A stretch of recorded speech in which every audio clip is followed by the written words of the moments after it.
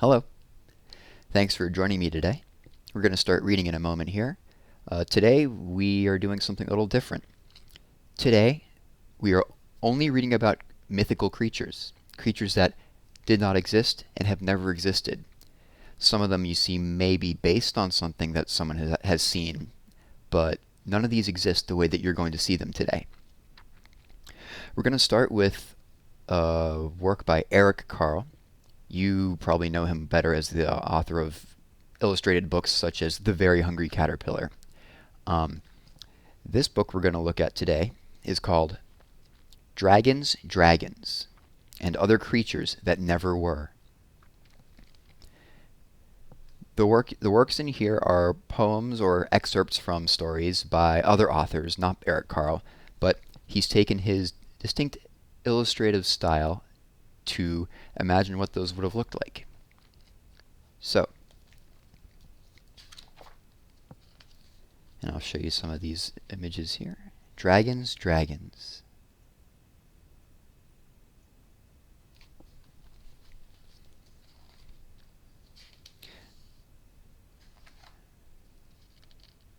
Well, we'll start off with the dragon, I suppose.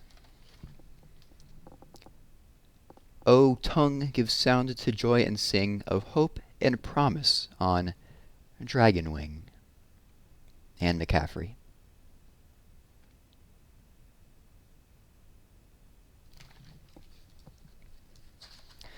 Let's find something a little longer here. Okay. The Yeti. The Yeti is a man-like beast, unless, perchance, he doesn't exist. He walks like a man and has hair on his face, and rumors persist that in forests and caves where no one goes, or high in the Himalayan snows, he may still be living. Nobody knows. If you meet him and ask him, "Are you a Yeti?" all he can say is, "Maybe."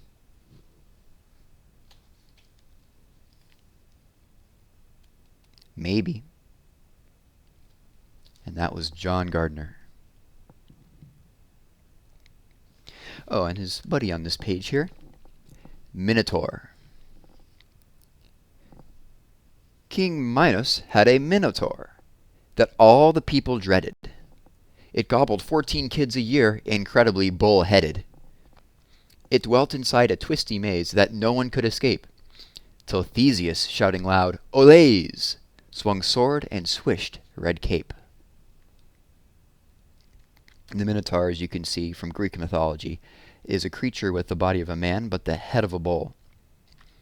And in Greek mythology, the Minotaur was imprisoned inside a giant maze that the king would put prisoners in there that they could never escape. And if they found their way to the center, then the Minotaur would devour them until the hero Theseus defeated it. Ooh.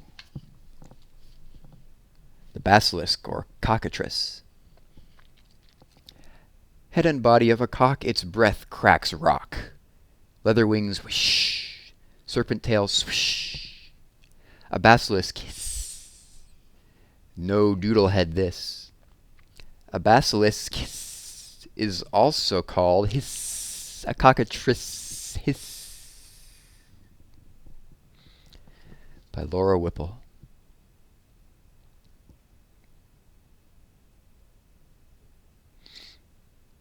What animals is this made out of? Well, we've got our serpent tail, our snake tail. We've got leather wings, maybe like a, I don't know, maybe like a bat.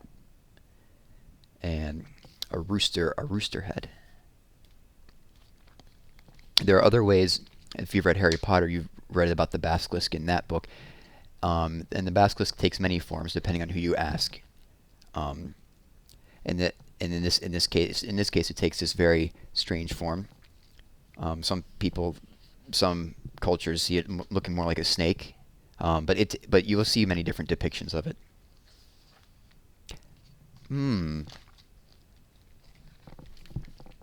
The Amphisbaena by Myra Kahn Livingston. Amphisbaena, Amphisbaena, such a sight I've never seen. A head to sleep, a head to wake. Amphisbaena, goodness sake! How amazing, how confusing, not to know which head you're using. Amphisbaena, Amphisbaena, such a sight I've never seen. A head to play, a head to rest, a head for looking east and west.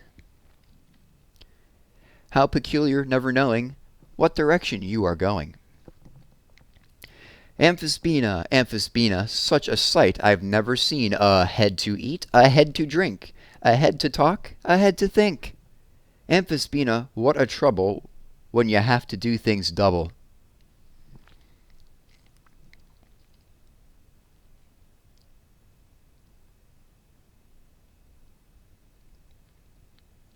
The Amphisbaena apparently being a two-headed snake, or serpent, as they are sometimes called.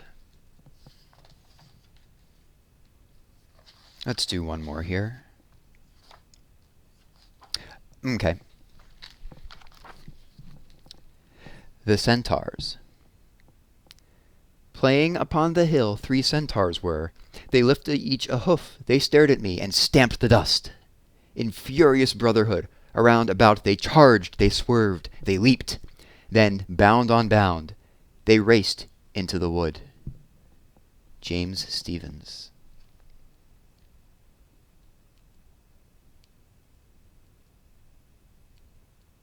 A lot of the creatures we've seen here are combinations of real creatures. In this case, a horse and a person. And maybe we'll come back to that at some point. We'll stop there for now, and we'll move to another poet. Jacques Prelutsky writes poems for children, and in this collection, he writes about mythical creatures, and one mythical creature in particular, the dragon. This book is called The Dragons Are Singing Tonight.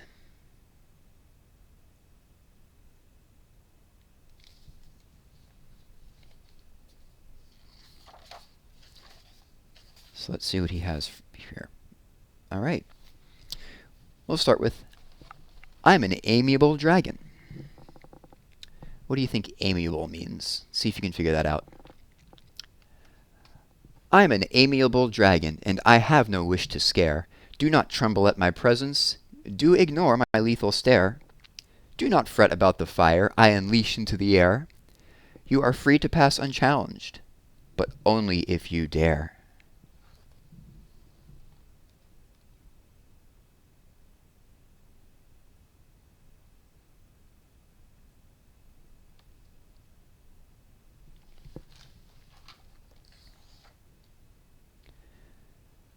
Oh, what would you do if you found a dragon egg in your yard? This one is called, I am waiting, waiting, waiting. I am waiting, waiting, waiting for my dragon egg to hatch. I've been waiting, waiting, waiting for a year. Ever since I found it hidden in my mother's garden patch, now I think my baby dragon's almost here. I have never had a dragon of my very own before, and I wonder, will my dragon breathe a flame? Will it greet me every morning with a friendly little roar? Will it answer when I summon it by name? I am counting off the seconds till my dragon first appears, poking through the shell to freedom with a horn. I can't wait to see its winglets, tiny muzzle, tail, and ears, when my brand new baby dragon's finally born.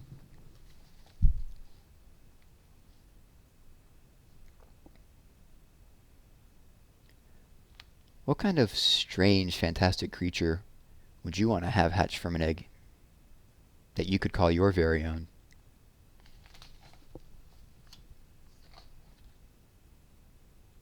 Oh, Here's a short one. If you don't believe in dragons. If you don't believe in dragons, it is curiously true that the dragons you disparage choose to not believe in you.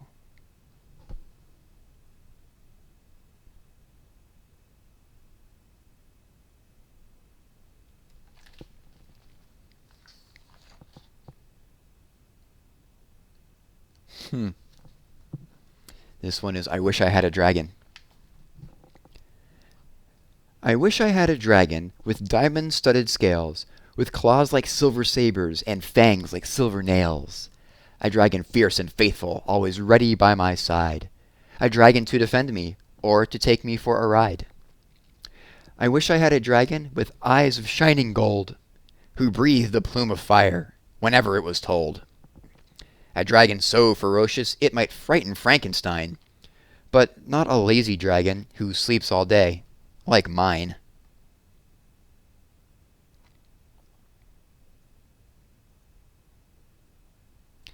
I wonder if that's the dragon that hatched from that egg in that earlier poem.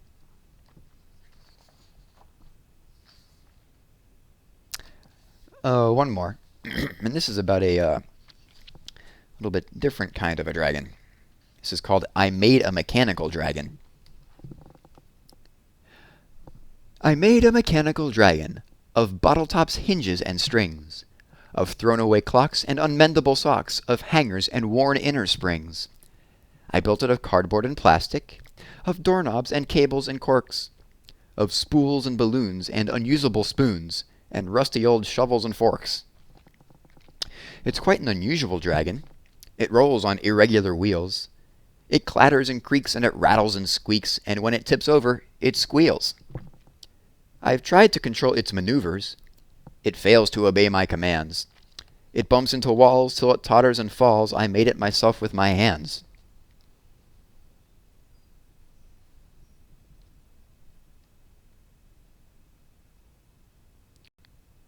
What would you make a dragon out of?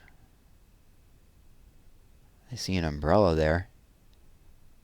There's a skateboard on the back. Is that a cat? In a dryer? Huh.